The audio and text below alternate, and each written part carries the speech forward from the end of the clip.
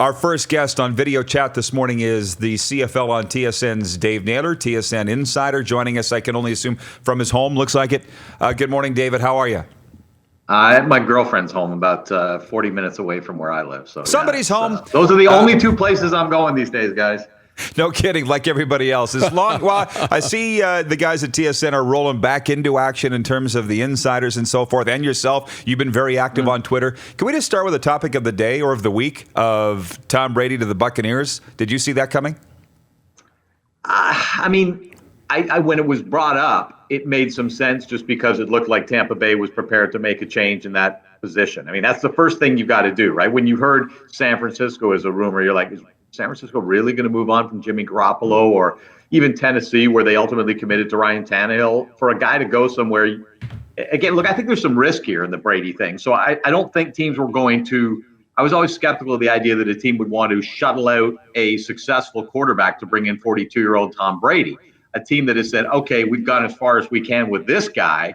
And you look at what Tampa Bay was able to accomplish last year with a quarterback who threw 30 interceptions. You look at who the head coach is. I think those things, they all made sense. Now, all that said, and as you know, Rod, I'm not quite as much of a contrarian as you are on some topics, but every once in a while I like to stick my neck out on things. And this one, I will not be surprised if next year the New England Patriots make the playoffs and the Tampa Bay Buccaneers do not. Well, I guess that's going to be the next topic. And by the way, I don't know what your girlfriend's cable or Wi-Fi provider is, but you are mucho excelente, Dave, compared to normal. Okay, great. Well, the question next is Belichick. I mean, because everybody's saying how good a coach is he. We're going to find out without him and Tom. Basically, you're saying you'd take Bill over Tom? Well, I would, and by the way, since I'm a Bell Media employee, it is Bell, so I should probably put that in there since you brought it right. up. I would at 42, right? I think there's not been enough attention paid to the fact that Tom Brady is 42. Okay, and where I'm going here is the idea that he's not been injured, at this stage. That's what ends most careers of great quarterbacks who demonstrate longevity into their 30s. It's not that they can't read defenses anymore. It's not that they can't throw the football anymore. It's that a 26-year-old who's 285 and 6'4", running with all of his strength and speed, lands on you. And I don't care what kind of milkshakes or protein you're taking, your 42-year-old body is not built in any way to sustain that. So that's the issue that I think that is the biggest risk of signing a 42-year-old Tom Brady. So yeah, if Tom Brady's 35, I'd choose the quarterback. Look, and honestly, at 40 or 39, I would have chosen the coach. But when we get into 42, I mean, there was a great stat being thrown around the other day on ESPN. Tom Brady is the first player to play 20 years with one team and then change teams. There's only been 3 guys in history that have played 20 years with one team, okay? One of them was a kicker. The other one was Darryl Green. My point is just that Tom Brady is such an outlier. How long do you want to keep betting on an outlier? I wouldn't at this stage. Dave, John Lynch here. Let's talk about Mr. Bruce Arians, the coach of the Tampa Bay Buccaneers. How do you think he felt when his boss came in and said, we are going to sign Tom Brady tomorrow. He will be your quarterback. What would he feel? What would a coach like him? He's a great coach himself, as you know. What do you think he thought, though? Well, before I answer that, John, just good to get together with you again here virtually. I always think of our time back together in Las Vegas in 1994 at the first CFL game in Vegas, Saskatchewan, Vegas. Anthony Calvillo, the quarterback, overtime, all that. Anyway, those are my memories of sharing time with you that jumped out to me. Look, on Bruce Arians, I'm sure he loved it. I mean, if you're a head coach and you say, I'm going to give you an opportunity to work with the greatest quarterback of all time, and he's excited to work with you. I think that would be undoubtedly inspiring to him. And again, looking at a team where they feel like he's, they're not that far away, despite, I believe they were 7-9 last year. So no, I'm sure this was something that you would get excitement in the building from everybody about it. And as Arians is a coach, most coaches, as they believe, can always unlock something about a player. Not that Tom Brady needs a great deal of unlocking, but they always see things in those players before they get them that they think they can add a little bit here, or they can give them some advantage or some edge here. I'm sure Bruce Arians has studied Tom Brady for a very long time. And I would be more than excited to get his opportunity to work with him.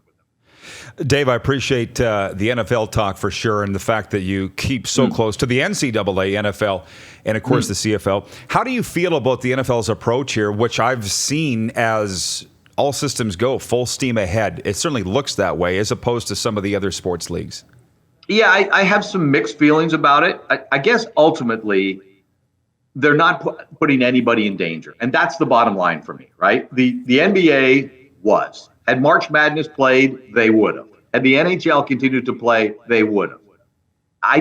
There aren't visits going on with teams. All of these deals are being done through, whatever, interviews, through video conferencing, deals through electronic means. I don't think you can criticize somebody for continuing business as long as they're not putting anybody's health or well-being at risk, or society's health or well-being at risk. And I guess the only issue beyond that is optics, right? What do the optics look like when you're now seeing $100 million deals in the middle of a pandemic and people losing salaries and unemployment potentially soaring, and basically the world as we know it not functioning? I understand that. I guess these deals are going to happen at some point. It would be more chaotic for the NFL if their calendar started to move, and it may eventually have to move. We'll see where we get to. I'd assume there's not going to be OTAs in May, things like that. But overall, I don't have a huge problem with what the NFL is doing at this stage. And to the question that I think the bulk of our viewers and listeners are waiting for, and that is the CFL's approach. You've obviously been in close contact with him in the last 24 to 48 hours. Where's the CFL amid the pandemic? Well, I mean, they had initially, there was some discussion about, hey, let's keep team facilities like the workout gyms and things like that open, because we want guys coming to one place where we can control their activity while they're here, their safety precautions, all those kind of things, as opposed to them splintering off to public gyms or places where they may have memberships or friends may have memberships or things like that. I don't know how many public gyms are open right now. I think the answer is 0. So that's no longer an issue. But I guess just generally, there are a couple of schools of thought on this one. I mean, I think the league looked at it and said, okay, because you can be contagious while being asymptomatic, obviously you have a player who comes in and is working out at the gym, and all of a sudden 5 days later, after he's last been there, it turns out that he tests positive or comes down with symptoms. You could have an epidemic on your team spread through a gym. And I know there's wipes and all those kind of things, but we also know that nobody's 100% sure, how this thing transmits. We're learning more all the time. So that was one. I did hear that one team, I guess because in some places the ownership may have shut down the team facilities before the league sent the mandate. So I did hear there was one team that said, hey, we all need to be under the same rules because my guys can't come into the facility and work out, and other teams, they can. And therefore, when this thing ends, their players are going to have a competitive advantage from working out at team facilities for weeks or months when mine have not. Now, that would seem kind of small-minded in the world in which we live, but I guess in football, we know everybody likes to get an edge and nobody likes to see somebody get an edge on them. And that was at least part of the conversation, if not part of the final decision making. Well, will those camps all be monitored? Will somebody be watching? Pardon me? Will camps be monitored to make sure this doesn't happen? Boy, we're getting into real speculative kind of talk. You mean like over the months, you mean? Who's making sure the facilities aren't open? Yeah. I don't think so. I mean, I think everybody's just being told, because this is coming at the presidential level, right? Like it's like, and the governor's level, where basically the owners and the team presidents are being told to do this. So it's not like you've got to monitor, 200 people. You got to monitor 9, 9 presidents. So don't open your facilities to players.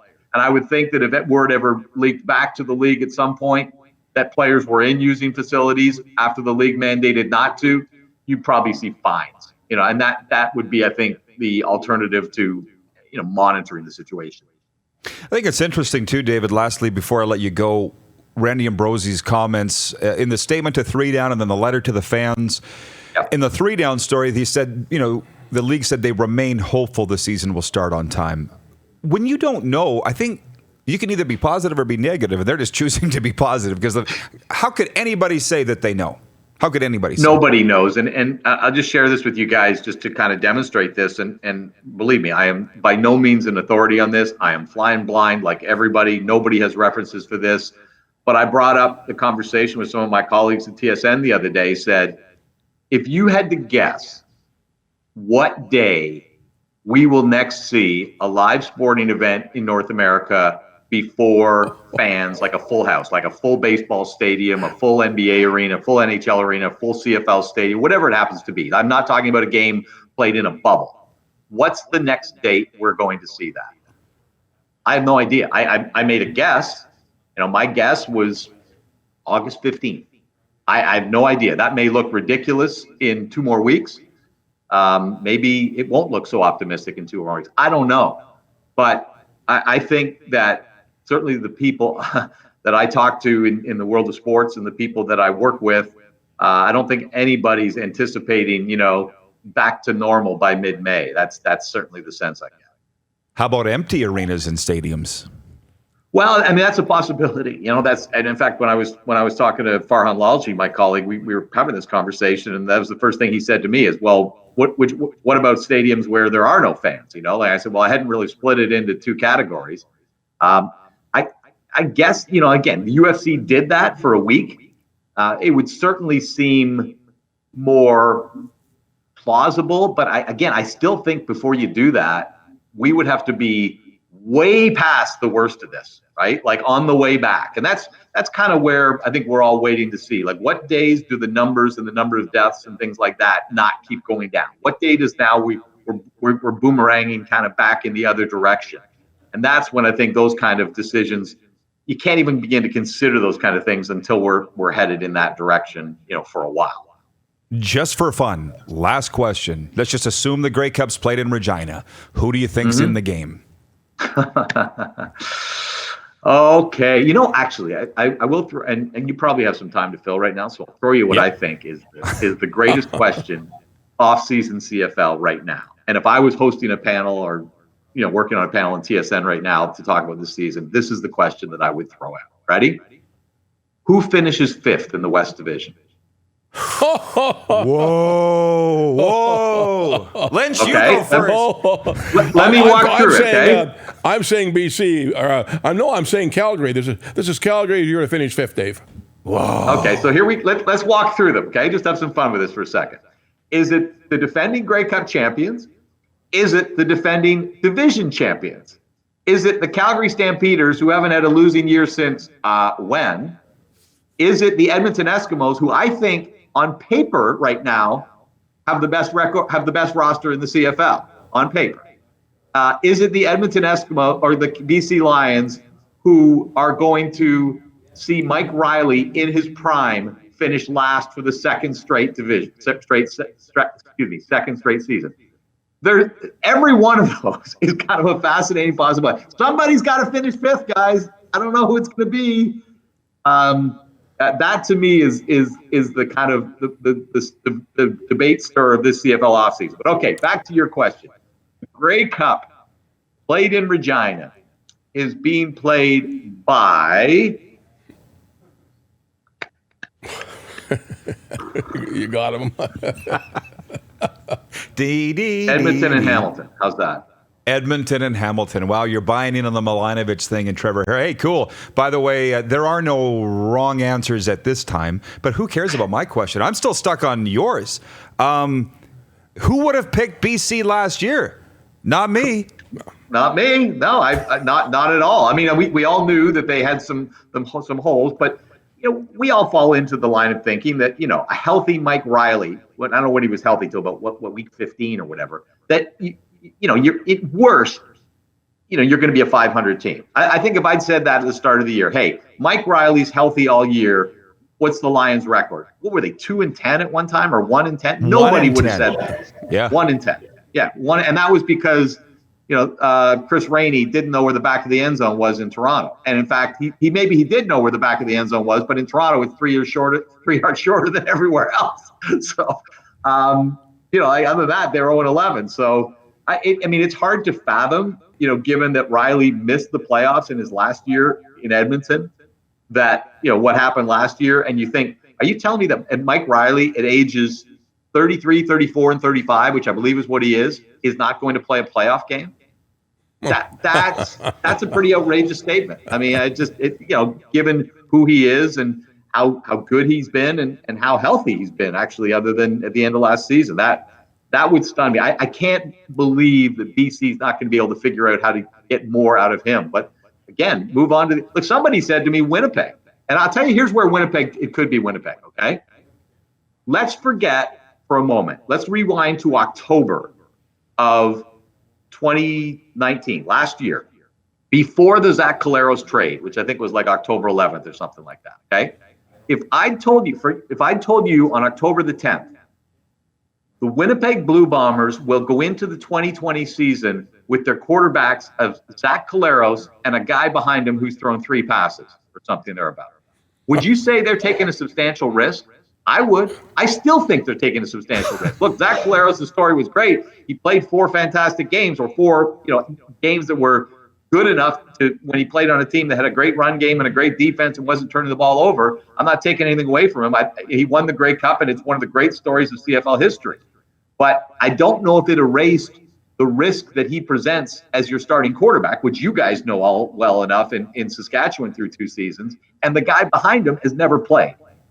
So I do think Winnipeg is potentially a vulnerable team if anything should happen to Zach Collaros, early in the season, especially. I'd have said Winnipeg too, but we're trying to get on the air on TSN 1290 Winnipeg, so I won't pick Winnipeg. You get that. But, I dropped that on Winnipeg. I dropped that on 1290. And I know how. Trust me, I know how that goes over. But just the last thing. This kind of has a reporter's feel to it. I bet you missed that show and that format. And you said your number one question would be who'll finish 5th in the CFL because you love the league so much, right? Oh, I think absolutely. Yeah. Just talk about that. Just your passion for the CFL, that if you were hosting a show, that might be your favorite topic. Well, and honestly, it's when I hosted radio for 5 years in Toronto, 3 years on the afternoon drive and 2 on the mornings with Michael Landsberg.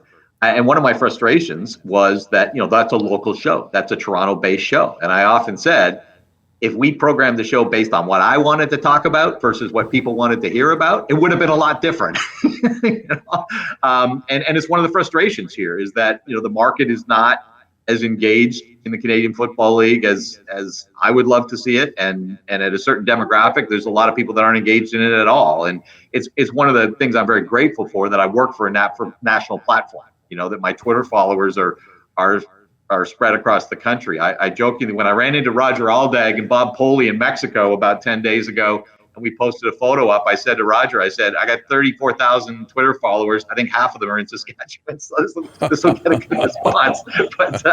But I know I love the league more today than I ever have. I love the people in this league.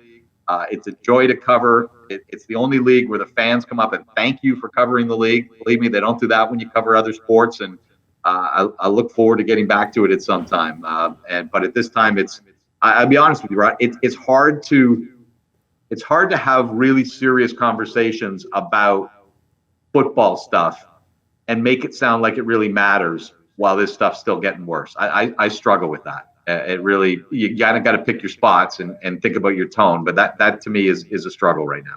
Well, if I may, any mental health professional will tell you that in a state of trauma, which is what the world is in right now, sticking to your routine is one of the top 3 key points. And we're sticking to our routine as far as talking sports. The NFL's doing it. That's why I don't have a problem with it. Initially, I did, but now I understand. This is making people feel safe. This is making them feel a little bit of normal. So if that helps you in how you look at it, hang on to that. Well, and it's true. And even, my producer, my immediate supervisor producer at TSN is a guy named Brett Bailey. He's in charge of all content. He coordinates all the content on CFL at TSN, from our pregame shows to our web stuff to the Sports Center stuff to digital, everything. He's the guy who knows, so the left hand knows what the right is doing. And he's my first phone call every day. Like at 5 after 9 Eastern time, him and I talk every single day, with rare exceptions. And we decided that. We talked at the end of last week and said, hey, I'm going to call you every day at 5 after 9 because I need to start my day just kind of knowing what's going on in TSN's world from CFL perspective, knowing what I can do to contribute it. But there's also, I just need that normalcy, man. I need to call you every morning just because that's what we do. So that's what we do. Sometimes it's a longer call, sometimes it's a shorter call this week, but it has, as you suggest, I think we all going to be thinking about our mental health here. Anything you can put in your day that gives you that feeling of normalcy, I think is worthwhile. Exactly. David, thanks for the time. Stay safe. I appreciate so much what you do for us, and hopefully talk to you here in the spring. All right. My pleasure. Thank you, Rod. Best to all your viewers and listeners. You're watching Rod Pedersen On Demand. For more of The Rod Pedersen Show, visit rodpedersen.com or follow Rod Pedersen on social media.